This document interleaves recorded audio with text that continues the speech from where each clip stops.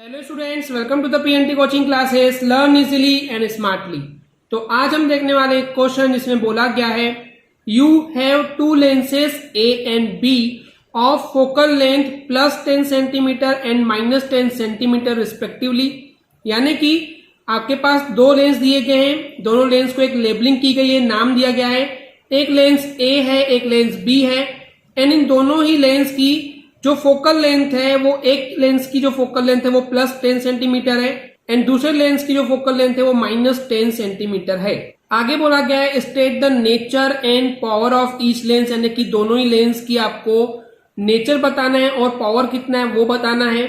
इसके अलावा आपको which of the two lenses will form a virtual and magnified image of an object placed 8 centimetre from the lens, यानी कि इन दोनों lens में से कौन से लेंस से जो इमेज बनने वाली है वो वर्चुअल होगी और मैग्निफाइड होगी, ये आपको बताना है। एंड ये तब बताना है जब ऑब्जेक्ट जो है उसको रखा गया है, प्लेस किया गया है 8 सेंटीमीटर दूर उस लेंस से। इसका आपको रे डायग्राम भी बना के दिखाना पड़ेगा और आपके आंसर को भी जस्टिफाई करना पड़ेगा कि किस लेंस के सिचुएशन में वर्चुअल इमेज आपको मिलने वाली है और किस तरीके से मिलने वाली है। तो चलिए देखते हैं आंसर। तो जैसे कि स्टूडेंट सबसे पहले यहाँ बोला गया कि आपको नेचर और पावर बताना है दोनों लेंस का। तो पावर निकालने के लिए आपको पता होना चाहिए उसका फॉर्मूला क्या होता है। तो पावर ऑफ लेंस का फॉर्मूला होता है equal to 1 upon focal length in metre. तो देखिए जो फोकल लेंथ है वो मीटर में होनी चाहिए थी, लेकिन यहाँ पे क्वेश्चन में जो है वो सेंटीमीटर में दिया हुआ है।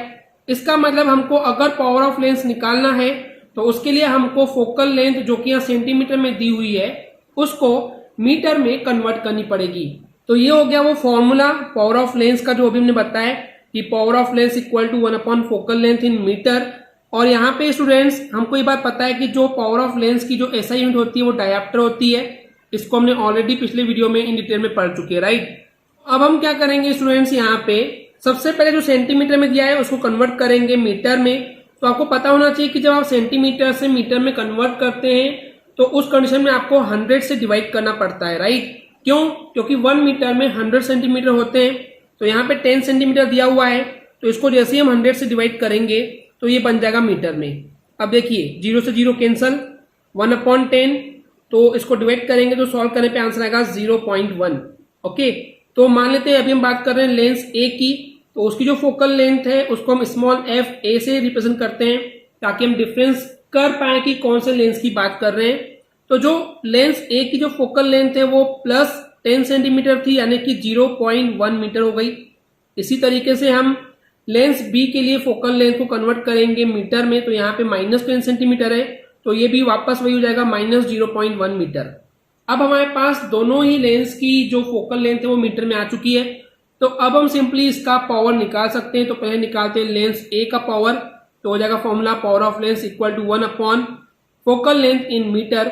वैल्यू पुटअप कर देंगे यहाँ पे, तो ये हो जाएगा लेंस ए के लिए जो फोकल लेंथ थी मीटर में वो प्लस 0.1 है, तो प्लस 0.1 पुटअप कर देंगे, सॉल्व करेंगे। तो यहाँ से जब पॉइंट हटाएंगे तो पॉइंट के बाद एक नंबर है तो ऊपर आ जाएगा 0। ओके, तो 10 अपॉन 1 हो जाएगा, यानी कि प्लस 10 डायप्टर हो जाएगा power of lens for a. Okay, यानी कि लेंस ए का जो पावर है वो हो जाएगा प्लस 10 डायप्टर। अब लगे हाथ स्टूडेंट्स इस लेंस के हम नेचर की बात कर लेते हैं। तो क्योंकि इस लेंस की जो फोकल लेंथ है बेसिकली वो कैसी है, पॉजिटिव है।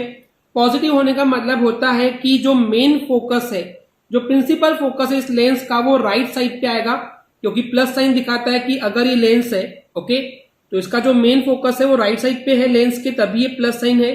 तो इसका मतलब क्या हो जाएगा सिंपली कि ये कॉन्वेक्स लेंस है, यानी कि इसको हम कन्वर्जिंग लेंस या फिर कॉन्वेक्स लेंस दोनों ही बोल सकते हैं। तो ऑलवेज रिमेंबर स्टूडेंट्स, जब फोकल लेंथ पॉजिटिव साइन में होती है तो इसका मतलब होता ही यही है, हमने आपको पिछली वीडियो में पढ़ा चुके हैं कि जो लेंस की फोकल लेंथ पॉजिटिव होती है वो बेसिकली कॉन्वेक्स लेंस या फिर कन्वर्जिंग लेंस होता है। ओके, तो इसी तरीके से हम लेंस बी के लिए पावर निकालेंगे।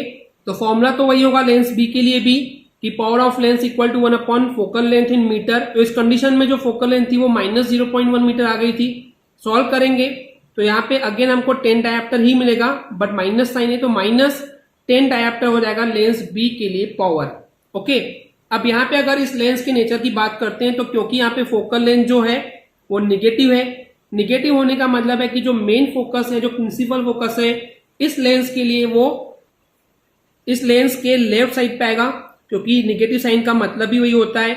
और हमको पता है कि जो निगेटिव साइन होता है या जो मेन या प्रिंसिपल फोकस होता है वो कॉन्केव लेंस के लिए ही निगेटिव होता है। तो वही बोला गया क्योंकि यहाँ पे निगेटिव साइन है फोकल लेंथ के लिए, तो इसका मतलब ये जो लेंस होगा वो कॉन्केव लेंस होगा, या इसी को हम डाइवर्जिंग लेंस भी बोलते हैं। ओके स्टूडेंट्स, इतना क्लियर है। तो अब स्टूडेंट्स यहाँ पे थोड़ा सा ध्यान देंगे कि हमको पता है कि इन दोनों ही लेंस की जो फोकल लेंथ है वो 10 सेंटीमीटर है, और क्वेश्चन में बोला था कि जो ऑब्जेक्ट है उसको हम रख रहे हैं 8 सेंटीमीटर दूर। यानी कि बोलने का मतलब ये है, सपोज कीजिए यहां से यहां तक जो है ये इसका फोकस है 10 सेंटीमीटर दूर पे है, और ये भी 10 सेंटीमीटर दूर पे है, पर ऑब्जेक्ट जो है आप इसके 8 सेंटीमीटर पे रख रहे हैं। ओके, तो क्या होगा, आप ये बोल सकते हैं ना कि जो ऑब्जेक्ट है वो फोकस और ऑप्टिकल सेंटर के बीच में रखा हुआ है दोनों सिचुएशन में, क्योंकि क्वेश्चन में बोला गया है कि जो ऑब्जेक्ट है वो 8 सेंटीमीटर दूर पर रखा हुआ है। तो इस कंडीशन में स्टूडेंट्स आपको एक बात पता होनी चाहिए, जब हम बात करें कॉन्वेक्स लेंस के लिए, तो जब ऑब्जेक्ट को हम रखते हैं पोल या फिर सेंटर ऑफ कर्वेचर और फोकस के बीच में, तो जो इमेज बनती है कॉन्वेक्स लेंस के केस में वो हमेशा वर्चुअल होती है और मैग्नीफाइड होती है, यानी कि बड़ी होकर के मिलती है image as compare to the object. Okay students, इतना क्लियर है। और ये चीज वैसे भी हमने इन डिटेल में आपको पिछले वीडियो में पढ़ा चुके हैं। वहीं पे अगर हम दूसरे साइड पे बात करते हैं कि कॉन्केव लेंस के केस में क्या होगा, तो यहाँ पे क्या होगा बेसिकली स्टूडेंट्स, जो इमेज बनेगी वो वर्चुअल होगी, इरेक्ट होगी और डिमिनिश्ड होगी। डिमिनिश होने का मतलब है छोटी होगी। ऐसा क्यों? क्योंकि कॉन्केव लेंस के हर सिचुएशन में हमने आपको बताया था कि जो इमेज बनती है वो वर्चुअल बनती है, इरेक्ट बनती है और छोटी ही बनती है। अब देखिए इसको थोड़ा डिटेल में देखते हैं कि जो ऑब्जेक्ट है वो 8 सेंटीमीटर दूर रखा हुआ है लेंस से। ओके, 8 सेंटीमीटर के डिस्टेंस पे है, जो कि फोकल लेंथ से कम है। फोकल लेंथ इसकी 10 सेंटीमीटर है, राइट। तो यहाँ पे क्या होगा, जो 8 सेंटीमीटर है इस लेंस से दूर रखा हुआ है ऑब्जेक्ट, ये एक वर्चुअल इमेज ही प्रोड्यूस करेगा। कैसे, देखिए अब यहाँ पे मान लीजिए ये पहली जो है ray of light I, okay, and ये जाएगी किस तरीके से जाएगी, कुछ इस तरीके से, ये इधर जाएगी, इसको पीछे बढ़ाने पे बेसिकली फोकस पे होते हुए जाएगी। ओके, एंड यहां से ये ऑप्टिकल सेंटर से सीधे निकल जाएगी, राइट। तो देखिए हो क्या रहा है, ये दोनों जो रे है वो यहाँ इंटरसेक्ट हो रही है, मतलब कि इमेज इस तरीके से बनेगी। तो क्योंकि ये जो रिफ्लेक्टेड रेज है वो रियल में इंटरसेक्ट नहीं कर रही तो वर्चुअल होगी। इसके रूल्स भी हमने आपको ऑलरेडी पिछले वीडियो में पढ़ा चुके हैं। इरेक्ट बन रही है, सीधी बन रही है, और डिमिनिश यानी कि छोटी बन रही है। ओके, तो ये तो हमने कॉन्केव लेंस का डायग्राम, रे डायग्राम दिखा दिए हैं। चलिए अब देखते हैं कॉन्वेक्स लेंस के केस में किस तरीके से इसका रे डायग्राम बनेगा। तो यहाँ पे आप देख सकते हैं ये हमारे पास कॉन्वेक्स लेंस है जिसकी जो फोकल लेंथ है, फोकस है वो 10 सेंटीमीटर है। ओके, एंड यहाँ पे ऑब्जेक्ट जो है वो 8 सेंटीमीटर डिस्टेंस पे रखा हुआ है। तो यहाँ से जो प्रिंसिपल एक्सिस के पैरेलल रे जाएगी वो रिफ्लेक्शन के बाद फोकस से होते हुए जाएगी, और दूसरी रे ऑफ लाइट जो ये ऑप्टिकल सेंटर से जा रही है। तो इधर तो कहीं ये मिल नहीं सकती क्योंकि एक दूसरे से दूर होते जा रही है, तो इनको पीछे बढ़ाएंगे इस तरीके से। ओके, तो यहाँ पे आप देख सकते हैं कि जो इमेज है वो हमको बड़ी यानी कि मैग्नीफाइड मिल रही है as compare to the object. Object के कंपेरिजन में हमको इमेज जो है वो बड़ी बन रही है, मैग्नीफाइड बन रही है, एंड ये वर्चुअल भी है एंड ये इरेक्ट भी है।